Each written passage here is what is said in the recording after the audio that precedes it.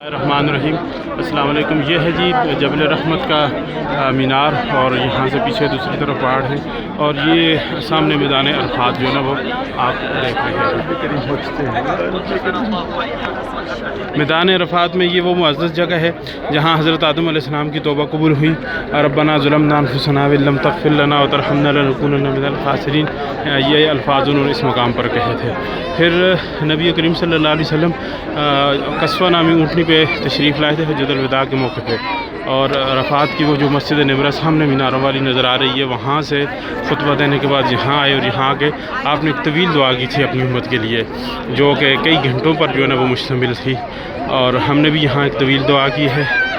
جتنے لوگوں نے ہمیں کہا تھا، نام لکھ کے دیے تھے، سب کا ایک ایک کا نام لے کے ان کے لیے دعا کی ہے، اور دعائیں مغفرت کر رہے ہیں۔ ایمان اور سلامتی کی زندگی اور ایمان والی موت اللہ میں نصیب کرے، کامیابی والی زندگی، قبولیت والی موت اور نجات اللہ پاک ہمیں نصیب کرے، اور اللہ سب کو یہاں پر حج پہ آنے کی توفیق دے، اور سب آپ لوگ تاکہ قریب سے اس کو دیکھیں۔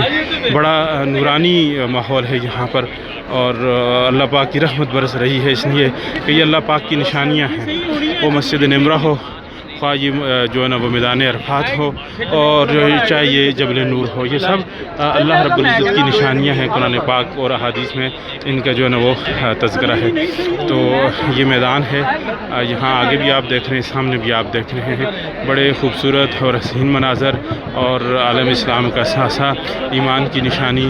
اللہ رب العزت آپ سب کو بھی میری طرح یہاں آنے کی توفیق دے، اور ہم سب کو حج عمرے کے لیے آنے کی توفیق دے، اور بار بار آنے کی یہ سعادتیں نصیب کرے۔